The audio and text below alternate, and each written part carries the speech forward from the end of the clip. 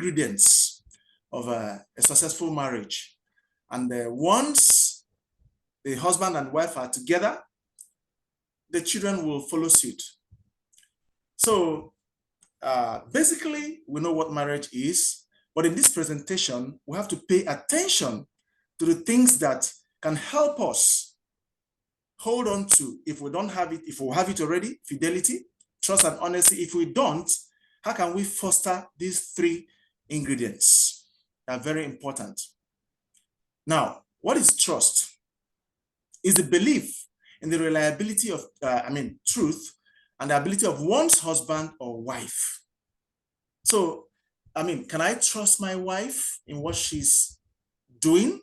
I want to rely on my wife to keep every vulnerability I share with her secret. So whatever fault I have or fears and everything, even if I don't say it, tell her to keep it with the seal of confession, can she just keep quiet? Or if it's the wife sharing vulnerability with the husband, can he keep quiet about it and speak only to your spouse? Also, she needs to take credible the reason I give her, for changing my flight on my way from Lagos, maybe to London or to Abuja. She has to trust. Is that trust there? If it's not there, tonight we want to look at how you can make it to be there, how to foster that trust.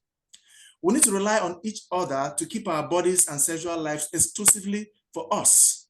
If suddenly I start experiencing impotence, can I trust her to keep it to herself whilst we work on it? What about the financial strength? For instance, she has been promoted with salary increments. Can I keep it secret and not just intentionally manufacture expenditures here and there? So trust is the foundation of any successful relationship. It allows partners to feel secure and supported. It must be earned. This is the topic sentence here. You don't force trust on someone, you earn it. So we need to note this, because most of us, especially men, when the wife begins to doubt why you came back by 10 o'clock instead of your usual 8, you flare up.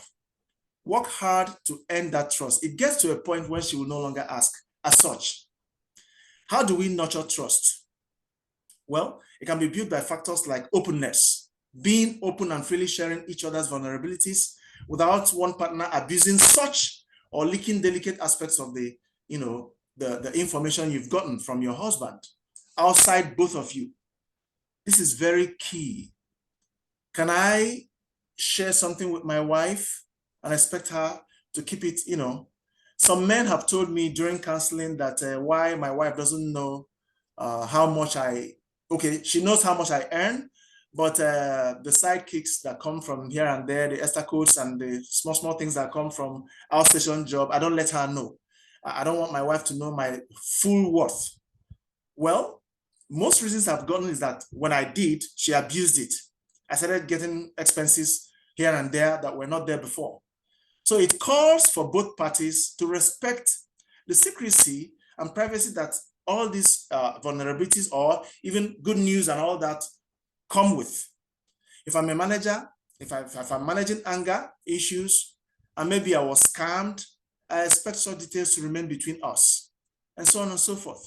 Another factor is consistency. To nurture trust, there needs to be consistency, following through on commitments and promises. These help to establish trust. If you say you want to do this, you want to buy a car for your wife, you made that promise, you should have checked if you could before making the promise. We must be consistent. We don't tell truth today, tomorrow we'll start lying. She has to know you as being consistent, or him. Then forgiveness. Practicing forgiveness and understanding can help to repair trust, especially when it is broken. Yes, we're not perfect. We're not God. Man, there could be slip-ups here and there, but forgiveness gives him or her the time and the opportunity to try again. So for trust to last in a marriage, forgiveness has to be there. Don't just say you've broken it and this is it. It's all uhuru. We can't get back. You've broken this branch and I never expected this from you.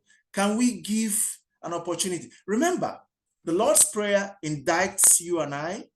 We say, forgive us our trespasses as we forgive those who trespass against us. This comes through in marriage between both of you, and then praying together. It brings God into the picture. It is the divine grace from God that will even give you the ability, the capacity to forgive, to be consistent, and to be open. Now we go to honesty. The word honesty is self-explanatory. It is the quality of being truthful and transparent in one's words and actions, saying what you mean and meaning what you say. The ability to say words or give a body language that reflects the exact feelings of the heart and the correct facts of the situation. It's better if you're angry, show me, than being really mad at me and you're bottling it up and I don't know, and I'm your wife, or maybe I'm your wife and I'm serving you food and I don't know, you're just eating it, but you're not there. See, honesty builds trust and fosters intimacy and promotes healthy communication in relationships because you are really present. I can feel you. I've seen the complete you. So the problem with dishonesty is that once it breaks, trust breaks also. It takes time to build it back. So we must be cautious about honesty. If there's someone that deserves your honesty, that person is your wife or your husband. In marital relationships, it is easier to tell the truth than to cover a lie because you need more lies to cover the previous lie. And before you know it, everywhere is packed up with lies and you lose the confidence of your partner. And I must say here that half-truths must be avoided very much. When dishonesty happens, couples even doubt the ability and capacity of each other to remain sexually faithful to each other, which we will soon get to. That is fidelity. I mean, she begins to doubt everything, or he begins to doubt everything because of dishonesty. In a very little thing, he or she begins to doubt even the bigger one. If you're on outstation, you show her the hotel room and you're alone there, she doesn't trust you anymore. But I must warn you and I, half-truth is more dangerous than blatant lie. Blatant lie, you can easily say, this is false, or this is true. But half-truth looks like truth, looks like lie, is neither here nor there. She doesn't know which one to believe. And, so we should avoid both, but we must be careful with saying statements that look like truth, but they are not. Because when it busts, it takes time to repair. You look like a fraudster to your wife or your husband. How can we nurture honesty, transparency with one's partner at all times? Don't have time you're transparent, and when you're not, if you're sitting with guys after work drinking, tell her the truth, because you need to know that she's also listening to the background of your phone where you picked her call from. And she's wise, she's not foolish. She knows the sound tells her where you may be. So why don't you even put up a video call and say, that's my friend Ken, and all that. Accountability. Take responsibility for your actions and be accountable for even handling family funds. Don't say, it's my wife, she must trust me. Once in a while, be honest and be seen to be honest. This is very key. Yes, once in a while, let it be heard. I say, darling, forget it.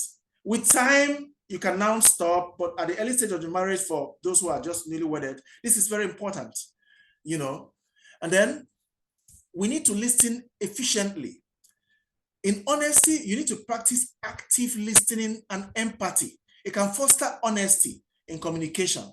If she knows you are really listening, if she's very sure or he's very sure, you provoke empathy. And by listening properly, you provoke the urge to say the truth and to mean what she is saying or what he is saying. So efficient listening and attention and empathy can bring out more truths, especially for women, from your husbands. There is one thing I encourage men to do, because we can be very, very quick-witted and all that. This is particularly for men. Do you know your wife can bring up a topic that you don't even like, but you need to listen? In fact, let her believe you are enjoying it. Listen, because along the line, you may now pick interest. And it will now bring out more honesty when she has to even say something apart from telling you stories. Again, I said before, in nurturing trust, I'm repeating this time again, pray together. Bring God into the picture. We don't have to do big man or big woman for God. Jesus said, cut off from me, you can do nothing. No matter how much you try by your energy to remain transparent, accountable, and all that, without God's grace, you will always fail. Fidelity in marriage. This is the crux of the matter. Fidelity in marriage. Fidelity is a commitment to remain faithful and loyal to one's partner in both actions and words, especially in matters of sex and marital intimacy. To remain committed to one person, and that's your wife. I must tell us, you see, there is this mistake. Sorry, I'm also focusing on the men again, because it's our slogan. I need to change soup. I mean, I can't keep eating a goosey or banga soup or okra soup all the time. Dynamism is the spice of life and all that. Let me be parabolic. Let me be very parabolic here. Dear parents, you can actually keep eating a goosey soup. The only thing is that you can cook that egusi. I'm speaking in parables. You can cook that egusi with fish today, and tomorrow you use cow meat, the next day goat meat, a little pepper, mild pepper. Those who understand me, you know. But you're still eating egusi. You're stuck to that egusi soup. It doesn't matter. Okay, if you get bored, call it mortification and keep eating it if that's what you must eat. If that's what you pledge to eat. Very important. Fidelity builds trust. That trust you're fighting to build. I mean, I need to know my wife is there waiting for me, and she needs to know you are there for him, even if you're on a station job. It strengthens bonds. It creates a deep sense of security for the husband and the wife. She's not fearing infections. She's sure, she feels secure that you're the knight in her shining armor, or the other way around. Now, how can we nurture fidelity? By knowing what infidelity is. That's number one. Interestingly, yes. For you cannot nurture a concept you know nothing about. Number two, by understanding the possible effects of infidelity, you need to know the dangers there. A famous writer, Thomas A Kempis, who wrote the book Imitation of Christ, he said, my brother, if you will not fear God for the love of God, at least fear God for the fear of hell. Yes. So if you will not remain faithful to your spouse just because you love her, remain faithful because of the dangers involved. That's what I'm saying to myself now. Then we can nurture fidelity by understanding the causes of infidelity. Also, by understanding the rights you have in marriage, particularly the rights of each other's body that you have. And then number five, by taking practical steps to nurture that fidelity. We don't have to be like Kevin Carter, whom we will listen to, whose story we'll get to soon. But the moral lesson there is that we must address the root cause of the problem instead of broadcasting it. Identify the problem and focus more on solving it. Infidelity. We're now looking at nurturing fidelity. It is the opposite of fidelity.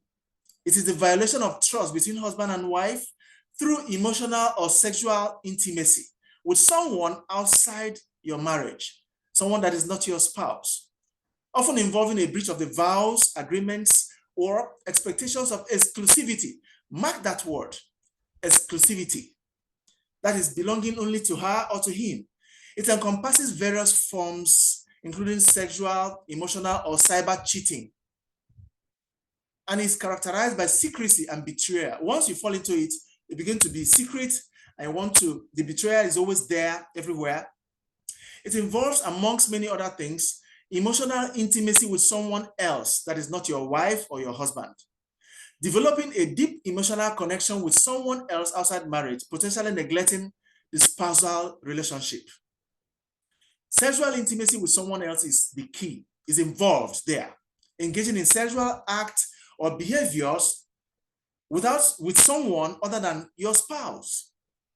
Then you have another one that we neglect, cyber infidelity, forming romantic or sexual connections online, even if you didn't physically have sex. After all, Jesus said that any man that looks, whoever looks, lustfully at a woman committed the sexual act with her in his heart.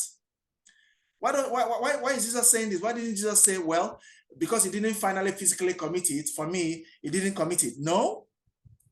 So please, digitally, you can commit infidelity by forming romantic or sexual connections online through chats, texts, and other digital means. And you are being unfaithful, especially if it takes the sport meant only for your wife. Now, this leads me to two types of infidelity, which we only know one, but we don't know the other, or we do, but we don't take them seriously. Physical infidelity and emotional infidelity. Physical infidelity is the one I just mentioned, engaging in physical or sexual activities with someone outside marriage, violating the physical boundaries of marriage. Marriage has boundaries. We'll get to know them. It involves sexual relationship with oneself, even with sex toys. Apart from being sexually related to someone outside your wife or your husband, by masturbation, you are committing physical infidelity. We need to know this. Don't go and tell yourself, the priest, after I didn't do it with another woman or another man. Yes, it is physical infidelity. Then emotional infidelity is involving or forming an emotional connection with someone outside your relationship, your marital relationship, to an extent that is meant only for your wife or your husband. It can be just damaging, and it is physical infidelity actually. It can include sharing intimate thoughts, vulnerabilities, feelings, or desires with someone else at the level only meant for your partner, at the level only your partner should know. Most of us make this mistake. And well, it is neither here nor there. It's not particularly for women or men, but the moment you come to work in the office, and there are vulnerabilities that should be known only to your husband, even if you didn't sleep well, you don't owe your boss that information. Yes, because from just telling your boss that information, or your colleague, that I didn't sleep well, my husband had to massage me, and some romantic details, or even not romantic, but you think they're just casual, you don't know that you're forming some bond. Because when you share that, which should be known only to your wife or your husband, you're provoking some emotional feelings from the person hearing you, even though the connection may not have happened at that point. In my years of counseling, I've always asked some young girls this question, and I've always gotten the same answer. I will always say, I've heard you. Can you tell me the very day you started feeling for that man at this level that you now want to be rescued from? I always hear, sorry, sir, I don't know. I didn't know when it happened. But I always knew that during lectures, I would want to stay close to him. He didn't know, but I have joy when he talks to me after lectures. But there was nothing happening that time, sir. I will repeat the question. Did you know when, the very moment, the very day, or even hour, you got locked up to this guy? I always hear, I don't, or I didn't. So we're dealing with a dangerous factor here. That's why today's topic needs real attention. You see, you don't know when the emotional bond that gets so dangerous to the threshold. You don't know when you get to the threshold. You don't. Even if you are called a dry man, please become a dry man. If you are called an unemotional man, become one. Do you know that you need to be also careful with giving and receiving of gifts? Even the level of gift you give on her birthday or his birthday, because by emotional infidelity, when the emotional bond happens, you don't know when you admire the gift and not the giver. Can we get more serious now? Emotional infidelity can be more devastating than physical infidelity because it attacks the very foundation of the relationship. And what is it? The emotional bond that is formed. Here are a few signs of physical infidelity. Unexplained absences or late nights. Ladies, take note. Yes, And initially you start having clean excuses, even truths. Yeah, you called the office and you found out that the car spoiled actually. Maybe you are very close to his gate man or whatever. But please don't stop checking. Don't. No, don't stop checking until deep into the marriage, you are very sure and you're convinced because you are his guide. You can save him from what is happening to him that he may not even know. Changes in appearance or grooming habits. You know the way he dresses or she dresses. All of a sudden, one particular week, she became so unnecessarily too or overdressed. If you can check without accusing him or her unnecessarily or falsely, if you are lucky to know how to check, please do. Increase secrecy around phone or computer use. You enter his study or her study, suddenly he shuts down and you notice a quick grab on the mouse and some click, click, click, click. Please at least let it be an alert. Yes, I am not a party. And in my years of counseling, I've always advised against this issue of my phone is my boundary. Please, everybody should feel free to use everybody's phone. Please. Let me tell you one dangerous reason why I always advocate for this. It can even save your life, Oga. It can save your life, sir. Because by keeping it secret from her or from him, do you know that it could be talking with scammers? But there are ladies trying to seduce you, but they are scammers. I've handled cases like this. Yes. Huge sum of money. Let's not talk about infidelity now. And by seeing it, she begins to ask questions. Pardon her or pardon him. Before you know it, we're not even talking about having sex with a lady, but scammers. What about kidnappers who know your vulnerability, your weakness? Your gate man gave them your weakness that this man likes women. And it's not even for you to have sex this time around, but for you to be killed, your organs harvested. Emotional distance or detachment from your partner. That's another red line we should watch out for when, for some cases, you call her at night for some romantic, whatever she says, she's tired the first time, second time, third time. But after 2 weeks, she becomes strong suddenly. Maybe the guy she's having an affair with has traveled abroad or something. So if there are some unusual, you should get used to some normals that if they change sharply, note them. Then you have the number 5, unusual or suspicious physical marks or bruises. I mean, this one is easy to know. The lipstick on his chin, or, there is even some ladies are so sharp to detect smell, your body odor. And even for some men too, if you're sharp, there's a way, the smell of your wife. So don't just, I'm not saying you should start attacking, but note these things. They are very, very subtle signs that something is happening or about to happen. Keep in mind that these signs alone don't necessarily prove infidelity. And open communication is key to addressing concerns. At least if the communication is there, and it should be there, address it. Some possible signs of emotional infidelity. They include sharing intimate details or feelings with someone else. If you notice it in your husband, note it. I know a guy that, I visited the house and the wife sparked and started shouting, "You are accusing me, you are accusing me." And the man said, "One day I will look at what you did not do and I know you are correct and I will accuse you." And I now asked, what happened?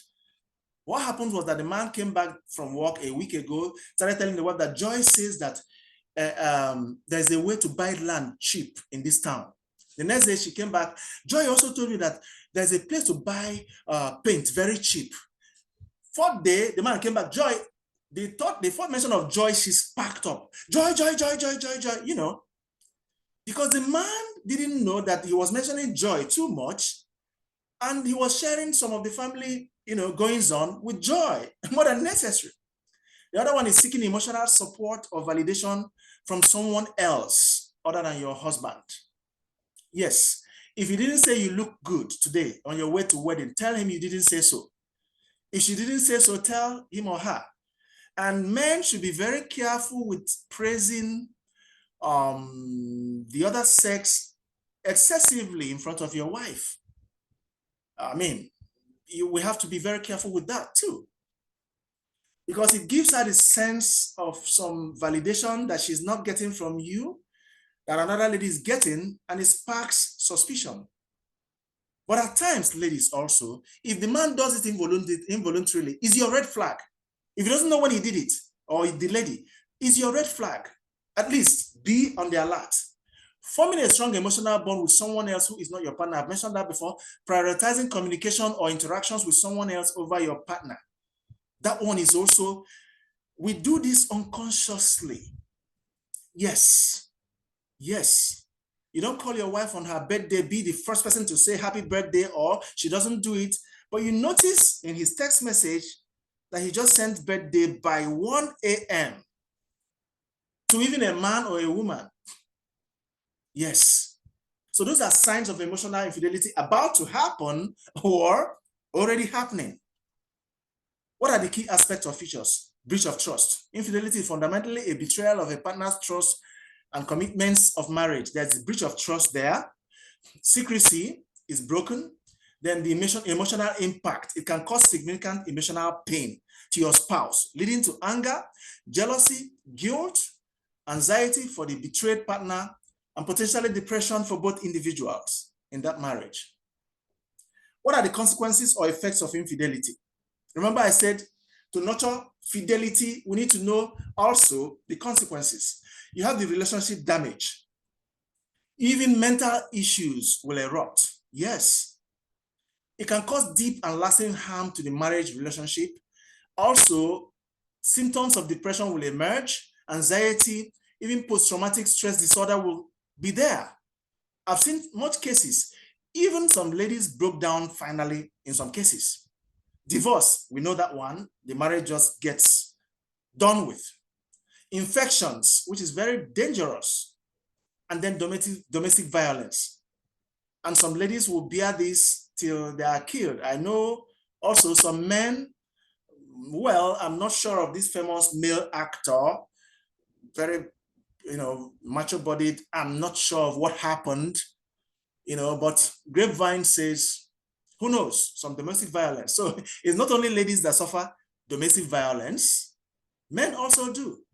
Emotional outbursts, we know that one. So according to Iris Lennox, every affair ends in a loss, whether you like it or not. Even if no one ever finds out, you lose part of yourself. You lose peace. You lose presence. You lose freedom, and that comes with living fully in the light. You see a man trying to cover up infidelity, a lady begins to extort money from him. He cannot know how to tell the wife, if I tell her, I'm finished. So you start losing funds in the family, you lose your peace, you develop high blood pressure, a lot of things go wrong. Causes of infidelity. This is the heart of this presentation. I beg you, pay delicate attention. Lack of communication. Poor communication can lead to feelings of disconnection, especially from your wife, and isolation. So please, whatever the problem is, say it respectfully. It might not even be a matter of infidelity, just a problem. Maybe the man told a lie in front of his in-laws, and you, the wife, instead of telling him you lied inside the car, you attack him. Darling, I think this one is false. I won't take this one. No, this is a lie. You just body shame, you finish that man. I'm not saying men should tell lies, so please, but tell it to him in the car. Discuss it with him. Don't finish him, okay? You come home, maybe there's a quarrel between your wife and someone, maybe. There are things you can correct her in the bedroom. Talk it over with her, especially if it has to do with infidelity, but with respect, because he may be right. You may have suspected wrongly. Emotional disconnection. When partners feel unheard, unseen, or unvalidated, the predators will come with their praises and their validation and their empathy. If you do not tell your wife you look good, trust me, sir, his boss will say you look good. His gardener will say so. Even other ladies will say so. We fear lesbianism these days. It is so much in vogue now. The priests who hear confessions will not tell you this, but indirectly, some of them just say we should pray. Yes. So, intimacy issues, lack of sexual intercourse, or romantic, non-sexual but romantic relationship, or emotional intimacy can drive partners apart. There are times she wants some touch, some hug, hand over the shoulder, but communication should come here because you have to tell him or her. Yes, some men are not Holy Spirits, please. If your body language is telling him do this and he's not hearing, he's not a spirit, say it out, but with respect. Some of us have listening ears. It is enough to take flight to Lagos from Enugu just to meet your husband or wife for conjugation and come back. I'm as serious as this, please. Don't just excuse it away and say, well, the flight costs. Please, to save your marriage. If it needs, I know ladies that do this and I give kudos to them. Some of them don't even hide it. They say, wow, okay, please, if you don't give me this leave, I'll give myself this leave. And they move. Oh, yes. Save your marriage. Some 2 days of sex or 1 week before you go back and keep him going or keep her going if you can. But if you're abroad, talk on phone. Tell her I love you. Let those romantic words console her till you come back, or him till you come back. Also, trust issues lead to infidelity. Broken trust can lead to feelings of resentment, anger. If you could not just manage this cash I gave you, how can I trust you to keep yourself for me? Unhappiness and dissatisfaction can lead to infidelity. When she feels unhappy and unfulfilled in that marriage, the dilemma, the problem there is to seek happiness elsewhere, because nature abhors vacuum, even in marriage. We need to know this. Then the opportunity and temptation also can lead to infidelity, being in situations where temptation is present. Retaining unhealthy connection with one's ex is a good example. We're all parents here. I don't know how many parents that know about what we call Okafor's law. Okafor's law is a law that states that when a woman or a man suddenly, even if it is sudden or not sudden, but in the office or in the stadium or whatever, when they reconnect with their previous friends, ex-boyfriend, ex-girlfriend, or even someone married before, or ex-sex partner, that there is high percentage of sexual intercourse or intimate connection. We must know this. So when your wife is saying, but she was your ex, but there's nothing between us, you want to force her to trust you? No, she's correct. And vice versa. Low self-esteem is another problem. If your wife has this low self-esteem, please understand this. Yes. And validate her. Give her more attention, or give him more attention. You can speak in public, she cannot. If she does that little, tell her you did well. That was great. You are going to talk in the Legion meeting today. You are going to give the report of the work. I want to see you do it. You're going to do it. And she even doesn't do well. You say you tried. Before you know it, tell her where she did well. Don't just join the bandwagon and say, no, I was watching you among the Christian mothers. No, now, that's not how I would do it among the Christian. No, you don't do it. Low self-esteem can lead to, because the day she or he gets to someone who validates her and tries to make her start speaking well in public or dress better, or then something may happen. Narcissism and temperament mismatch can lead to infidelity too. And I say this to us parents whose daughters are about to get married. Take note of this, number 8. I don't know how many of us know about narcissists, but I don't want to dwell much on that, only to tell you, if you know any man that married a narcissist, tell him sorry. Please pray for him, and vice versa. Narcissists can be terrible, and they can lead you to having sex that you did not prepare for accidentally. They can be very horrible. They're always in authority. They must win that argument, and they will never be satisfied. So that can also lead to it. Temperament mismatch is another problem. I mean, if you're a sanguine, a talkative, and at times you go and marry a fellow sanguine that talks too much as a wife, and both of you are talkative, visitors will not even live early in your house, and your temperaments are not matching each other, seeking for a matching temperament can make that one to, fall to temptation of extramarital sex. For instance, a melancholic wife is so organized, very, very organized, and the man is not that organized, and she always loves men who are organized. Shirt well ironed. Instead of discussing it with the man, she's saying we are not compatible with each other. Look at your car, look at your wardrobe, look at the bathroom. I just bathed in this bathroom. Before you know it, if you don't discuss that problem and have communication over it, the moment the lady sees a well-organized man, a well-dressed man, even a reverend father, good night. External factors like stress can cause infidelity. Ladies, you need to know this. There are times the man is so stressed that all he needs is not even foreplay, but just that sex. And if you never knew this, you're hearing this from me today. Yes, or he just lost some money, or he was demoted, or he lost his parents, just stuff like this that bring about, and vice versa also.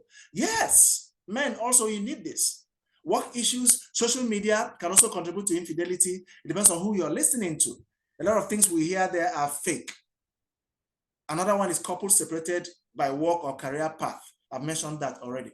Number 10, unmet needs. Emotional, physical needs can lead to seeking fulfillment elsewhere if you're not meeting up with her emotional or physical needs. I've already said that before, where she wants to be touched, you're not doing it, or just to be looked at, or even physically or emotionally, she needs that connection with you. The guy is watching Chelsea, and he loves Chelsea so much, and Chelsea lost that football match, and you're busy laughing at him, and you think you're doing well. It's not football. Can't I laugh at my... If you notice that he's seriously feeling that loss, show some empathy. In fact, if your team is Man U, rejoice with him if Chelsea wins a match. Emotional connection. The same thing with the man, vice versa. Not being mentally mature enough before moving into marriage can also be very devastating. Most ladies are marrying small boys as husbands, and vice versa. So the age gap should be checked also, but it depends on how mature the person is. Some are very young and they're very, very mature.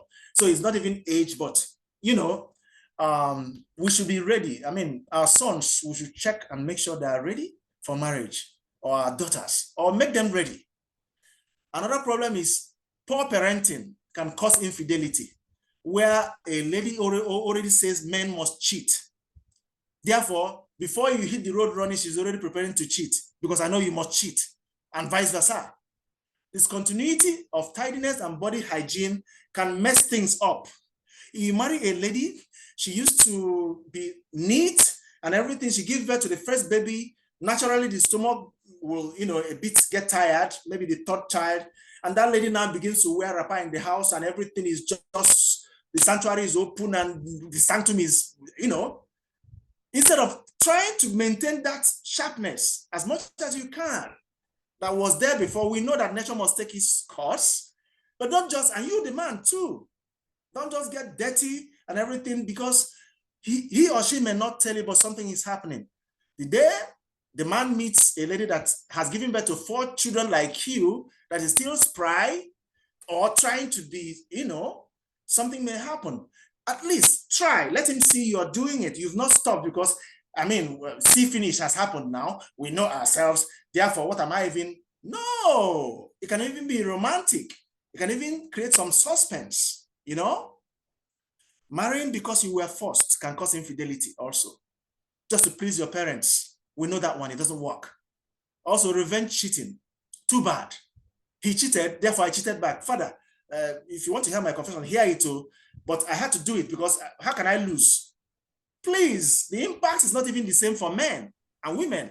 I'm sorry to say this. It's not the same. Yes, the impact of cheating hammers more on women than men. At 50, you're already going down, but the man is still a guy man. So try to address that problem instead of revenge cheating. Couples not praying together. Yes, you have to pray together. Remember, the first miracle of our Lord was worked in a marriage setting, Cana in Galilee, to show the interest God has in marriage. Who was the game changer? Mother Mary. Pray together. Even if you're on a station job, you have WhatsApp, you have Google Meet. There is something about praying together in fidelity. The energy connection is there. Ladies that are here, do you notice that once in a while, you start feeling that your daughter in the secondary school is sick? You do unannounced visit and she's really sick. There is this energy, metaphysical connection between husband and wife that prayer does. Praying together. I'm not saying praying alone or that you're praying the hours alone. Let there be time you pray together. A woman touched our Lord Jesus Christ in the crowd and he said, energy has left me. There is something about prayer. It holds you together. And one thing about your rosary is that it wins you battles against the run of play. No matter how bad that marriage has gone to. Your Cana in Galilee is your marriage, and the wine is the fidelity that is going down. The wine is finishing. The trust that is going down, the wine is finishing. The honesty that is going down, the wine is finishing. Why don't you call on Mother Mary so that Jesus can make water to turn into wine? Yes, Jesus said there's no more, it's not my time to start working miracle. But she didn't argue with him. Against the run of play, wine was produced. Jesus told him, why are you looking for me with my daddy? Is it not time for me to start doing my father's job? Mary did not say, okay, Joseph, let's go home. You can go back to the temple. No, against the run of play, Jesus went home with them. She is the trap that catches Jesus. Run to Mary. Number 17, lack of commitment and poor adaptation to aging and changing body features. I've mentioned that before. When your husband or your wife or ill health has taken its toll on him or her, don't stop loving. Let it not make you to cheat. Another one is non-verbalized love. We need to know this, men. No matter how much you love your wife, she needs to hear you say it. In the military, there's no way a captain can see a major general and in his heart, he says, Sean, sir, salute, sir, in your heart. No way. There needs to be physical sign of that salute, sir. You cannot tell the major general, I honor you, sir, in your heart. It doesn't work. Lack of mortification of the five senses, especially the sense of sight, pornography. Men, we need to mortify our eyes. Ladies, we need to mortify our ears. I'll get to that later, quickly. Disrespect. This one appeals to both, even. If you disrespect, especially your husband, pray he doesn't meet a lady that respects him so much in the office. Respect to men is what caring words could be to women. And also caring words to ladies and even respect is what it is to men also, for both. So we need to give words of respect. Don't disrespect your wife or your husband in the presence of your children, let alone the crowd. When she gets pregnant, especially the first trimester, most ladies don't want to be touched. This is when men are tested the most. We must know this. I'm sure most of us know this already. So one of the ways to do this is sexual transmutation. That is transmitting the energy you have spent in sex into getting busy. Get more busy. It helps. Distract yourself positively. Yes. Nagging or explosive reactions to suspicion of infidelity. You will see the story of Kevin Carter very soon. That's what I'm ending with shortly. Nagging. Don't be a nagging wife. Communicate. Say it out. If he's not getting the body language, say it out. Don't nag about everything. Everything is not achieved by nagging. Remember I mentioned earlier, earn the trust. Explosive reactions. The first day you just noticed a strange phone number, you burst into action. You explode. At times, wisdom is an endowment that makes the endowed to do first what the foolish will do last, or to do last what the foolish will do first. When the devil expects you to shout, keep quiet. When he expects you to keep quiet, shout. Then alcohol and substance addiction can cause infidelity. Yes, drunkenness can make you lose yourself, and you perform that act in the club without even knowing yourself or even being drugged as a lady. Infertility can also lead people to, start messing around, and sexual dysfunction, which has to be taken medically. Address it. Let it not make you go crazy. Then this one tells us that we have to understand the rights we have in marriage. And quickly on this one, couples should never deny each other sex as a means of punishment, because you're leading the man to the door, or the girl, or the lady. Revenge is not allowed by using sex to revenge. He didn't give you enough money, you will not touch me this night. Or you start giving excuses when you are healthy enough to conjugate. So you own his body, he owns your body. So sacrifice is required for both couples, because they will not always be in the mood.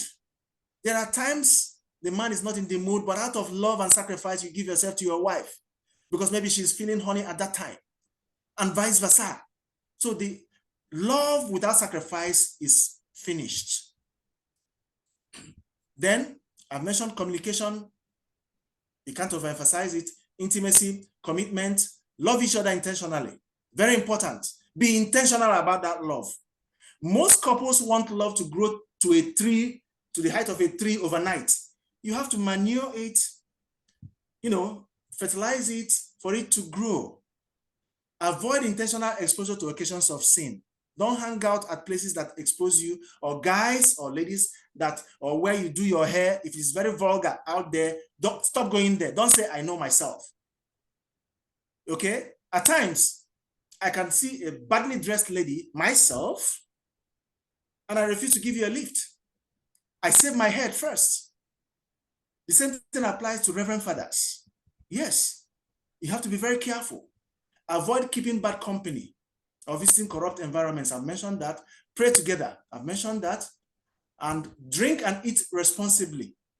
Please, men that are on outstation jobs, I beg you, especially if you're going to stay away from your wife for very long, avoid certain foods that are very powerful aphrodisiacs. We have to tell ourselves the truth this night. Yes, we're talking sex, fidelity, honesty, trust. You're not serious for keeping yourself. You are very, very close to sugarcane, tiger nuts. Are you not afraid? You want to try nature? Or this one they call in Igbo wasirike, mixture of granite and fried corn. Come on. Hey, or ginger. You don't have to. Well, I'm not preaching on balanced diet here, but I'm being raw, safely anyway. There are certain alcohols that make your testosterone, your sex hormones, that charge you up. But there are certain foods, I won't say more on the ones I've mentioned already. Go to Google and know them. And eat safely whilst you are away from your wife or your husband. Now, mortify your eyes. Please, most men have told me during counseling that after all, pornography and this and that and that. There's something I want to tell us about pornography this night. Do you know that somebody that watches pornography is a member of the porn industry? Forget about infidelity now. Are you aware you're a full member of the porn industry? Why? Because for every business to work, there must be the manufacturer, the retailer, and the consumer. The three of them are needed for that business to thrive. They are members of that business. Without the manufacturer, there's no good to sell. Without the retailer, the consumer will not get the goods. And without the consumer, why are you manufacturing? So that's another dangerous end. I want to advise men in particular, because women are enticed into infidelity by what they hear, but men by what they see. This man you are looking at saw a very beautiful lady and kept his face straight on the screen. continued driving. He smiled at the beauty of what God created. Well, that's allowed a bit.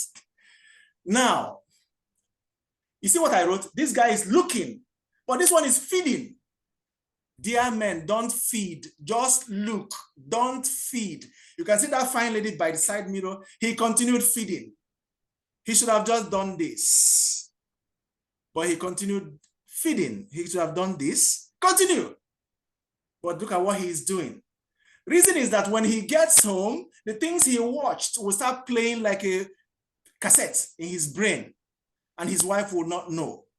Do you know you can actually look at a very, and now I want to speak in parables now. If you know, you know. Do you know you can look at a very beautiful building without focusing on the window or the door? But you know this house is beautiful. I won't explain what I mean. I repeat. Do you know you can look at a very beautiful house without necessarily focusing your eye on the window or the door? Yes, and you can address the owner of the house without even looking at the window. Ladies, do you know you can hear a very wonderful music without paying attention to the lyrics? Without paying unholy attention to the lyrics. I will not explain this. I'm also speaking in parables. But if you know, you know, and I know we know. Dear ladies and gentlemen, fellow parents, especially men, you can see a soldier. You can see the bullet wound. He's been shot. Tonight, you are that soldier. Yes. You can be hit by accidental exposure to pornography. You can be hit by accidental hug from a female at the airport where you went to meet someone and you see an old classmate and fire starts burning. If you are hit, recover fast. Don't postpone the recovery. Take measures to recover. Yes, I had a funny way when I was, now I'm married, so if the fire burns, my wife is there in the house, thank God. But when I was still single, there was a funny measure I took. I'm not afraid to say it here. I read the life of Peter Clever, Saint Benedict, and the things they did to survive lost libidinal impulse. I said, I can't do like them. Do you know what I did? I said, this fire wants to burn me to ashes. On Friday, I went to the mortuary. Yes, I had no corpse there. It wasn't, no burial. I went there and stood by the door watching families pick their loved ones. Why was I doing it?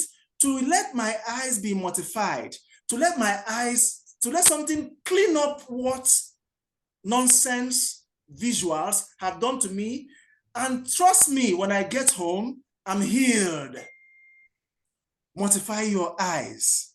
You can do it by fasting, abstaining from meat. Watch out for too much sugary things.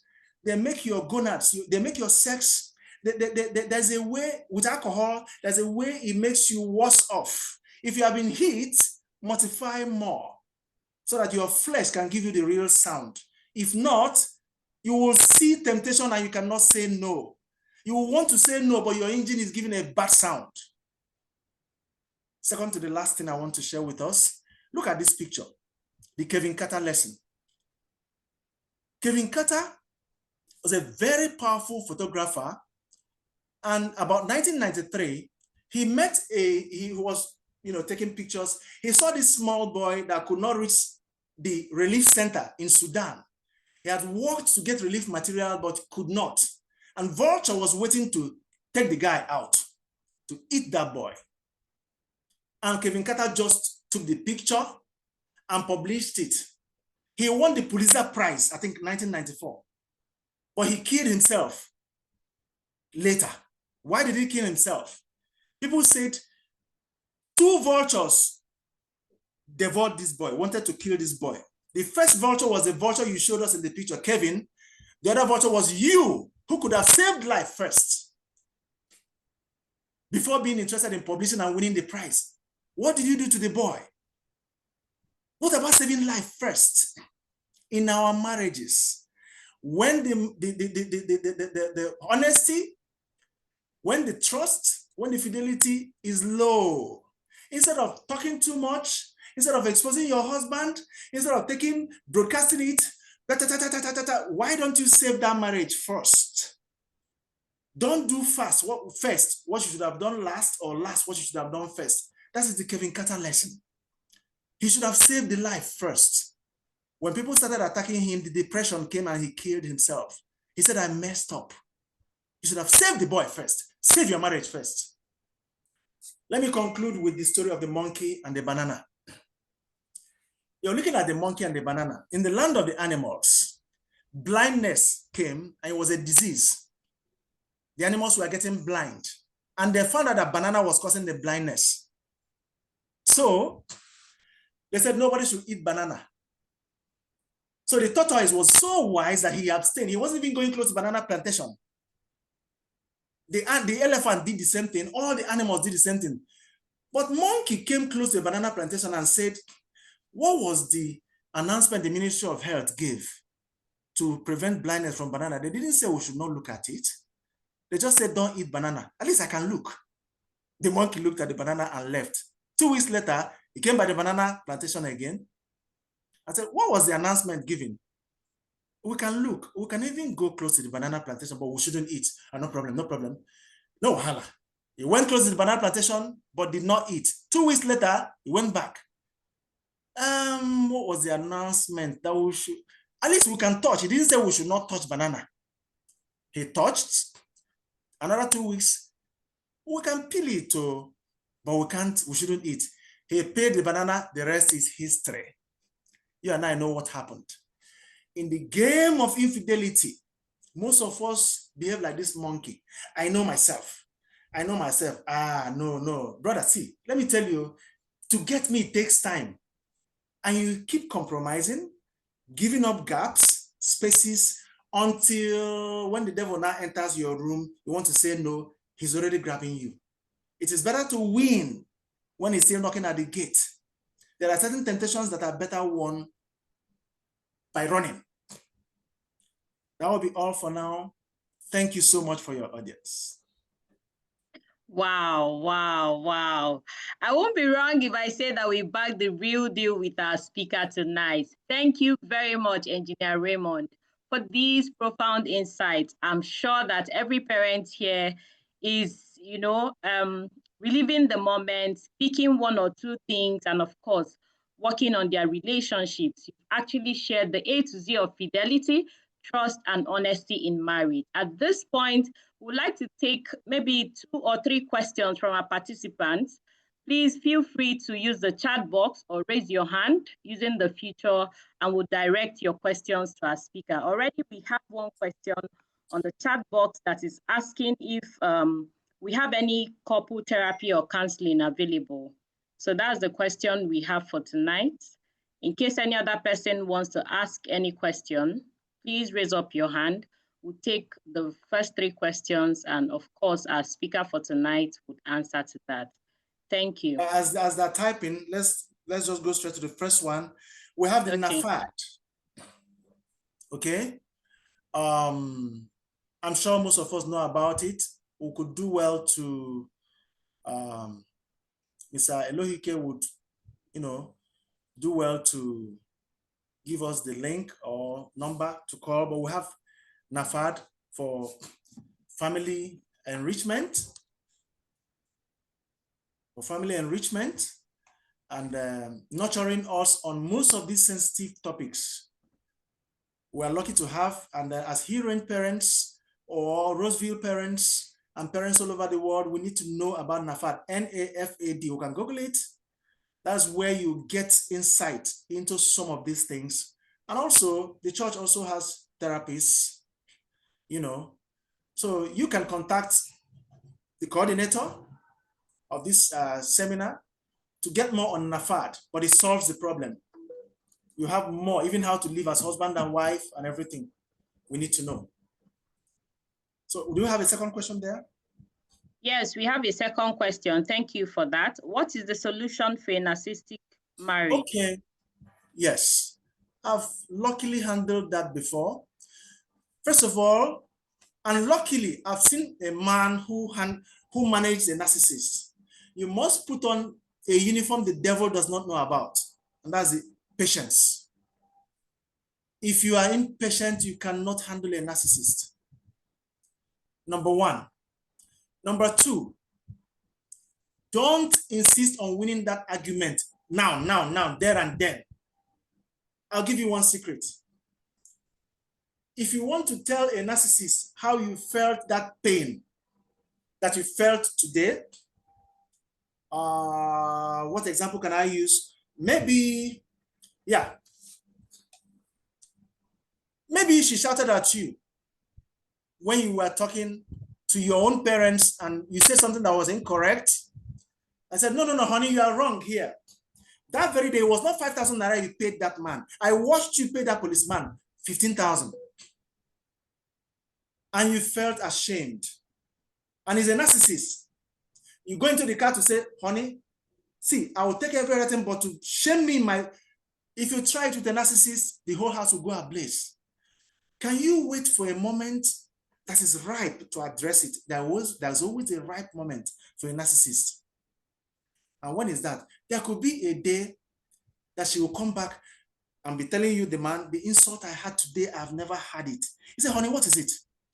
Can you imagine that I submitted all my Excel files and copied this stupid secretary? And because she didn't submit it on time, she lied against me. You console her. After consoling her and everything, maybe the next morning on your way to school or taking her to work, you say, honey, please, I noticed the way you were feeling bad yesterday because of the false accusation. That day when you attacked me before my parents that I gave a wrong information, this is how I felt actually. It will sink. So for narcissists, if you don't use reason, if you don't apply to their reason, you will always lose. If you don't have patience with them, you will always lose.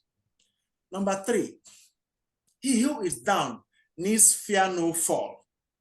So don't keep expecting from a narcissist immediate change and you'll never be shocked. And the highest way to win a narcissist is prayer, because that thing is in the blood. You must be a praying wife or a husband to win or to take care of a narcissist. You remove prayer and go physical, you may lose that marriage. In fact, this is where prayer works. And ladies and gentlemen, prayer works. God is powerful, especially your rosary. And especially if you're a Catholic, novena to St. Joseph.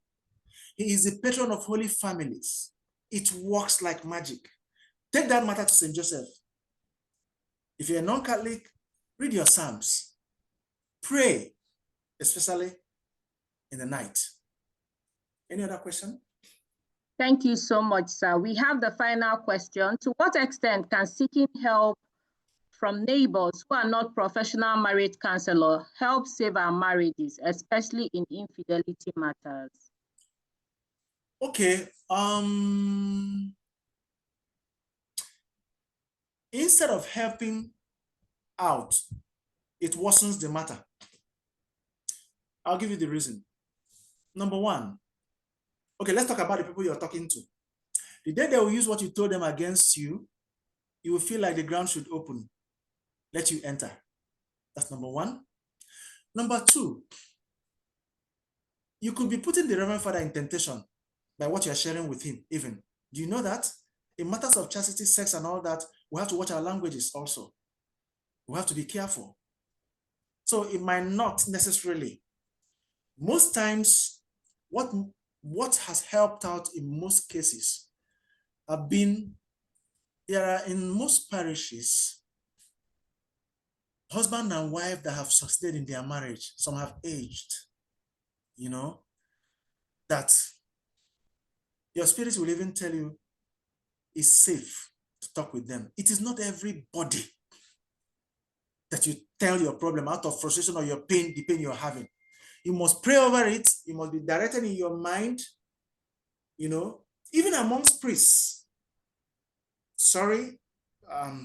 Well, yeah, I have to say this. Go for especially, thank God we have our spiritual directors in Opus Dei. Feel free, you know. But if you're in the secular world and all that, check. It's not everybody you open up to. Look at Jesus. When he wanted to go further, he dropped the 72. He moved with the 12. To go further, he now went with the 3 that he loved most. What does that tell you? Jesus would have moved with the 12. Why did he move with the 3 when it mattered most? Why? Because there are certain information management till there is even amongst the 3, only his mother, there are information only his mother knows. So to what extent? To the extent that it will be safe for your marriage. And I tell you, the starting point must be both of you. Communicate, discuss it, pray it out. If it wants to get out of hand, well, some of us are blessed with marriage sponsors that are very wonderful and powerful. Some have died.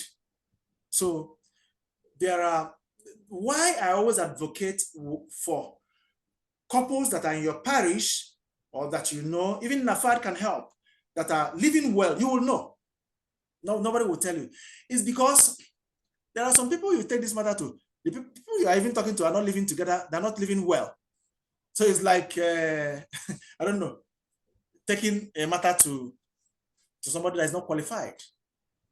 Again, we have marriage counselors, the church has. We have marriage tribunals. We have, even in Enugu, if you go to Holy Ghost Cathedral, we have a Reverend Father that is very powerful, Father Michael Chime. You know, some parishes have it because the church knows this. Even some Christian sects also have it. He doesn't know you. Even if he knows you, there's one particular reason for that. He has heard a lot of cases, similar ones to yours. So he's more equipped to address that problem. He knows what has worked, you know, and also your spiritual director. So here I advocate, if you don't have a spiritual director and you're listening to me, have one. It pays. Take it to him. But to any other person, and talkative, girls, boys, your boss in the office, your friend, what's wrong with you? To what extent? Don't. It's dangerous. All right, thank you very much, sir. We have 2 more interesting questions, but we are really running out of time. We would like to continue the conversation on the WhatsApp group, and Mr. Victor has helped us share the link. So please kindly join if you're here today. I believe we have gained value for our time. We are deeply grateful to you, Engineer Raymond Odinwamkpa, for sharing such practical and uplifting guidance with us this evening. A very big thank you also to every parent who joined us today. You're the heartbeat of this initiative.